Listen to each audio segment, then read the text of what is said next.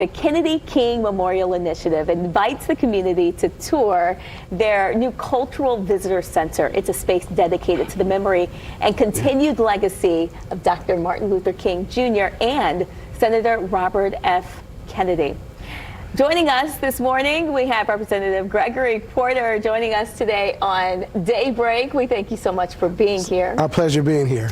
Tell us a little bit more about the Cultural Center. I know it's new. It's only been here for about a year. That is correct, yes. But then we got a grant to open it up, and been about a year now.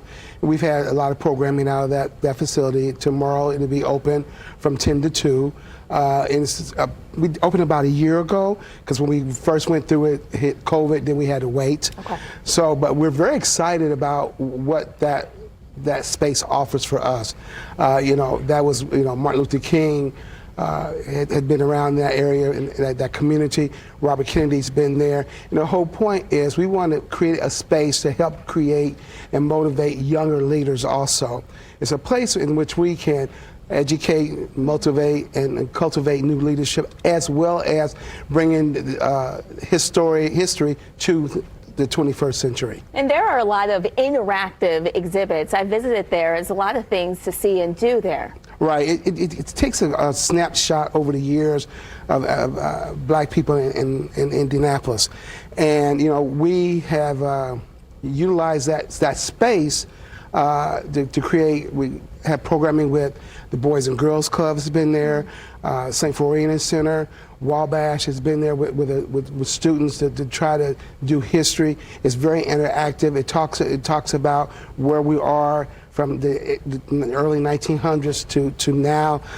John Lewis has been there and to celebrate us over the years. So we're very excited about that interactive space. The space is one that it talks about the night that Kennedy was assassinated.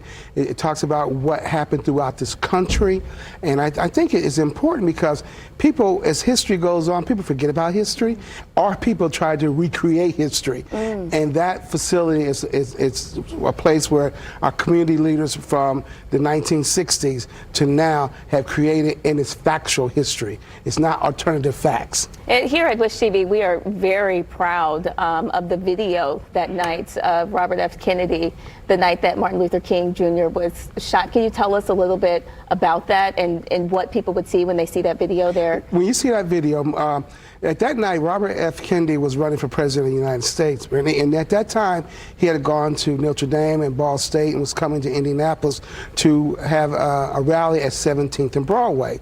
Well, at that time, there were people had realized what had happened to Dr. King, and they didn't want that, was afraid of him to be there. But he stood on a flatbed truck, said, we're going to go there, we're going to have the rally. And John Lewis was his advance man at that time, former Congressman John Lewis, rest his soul.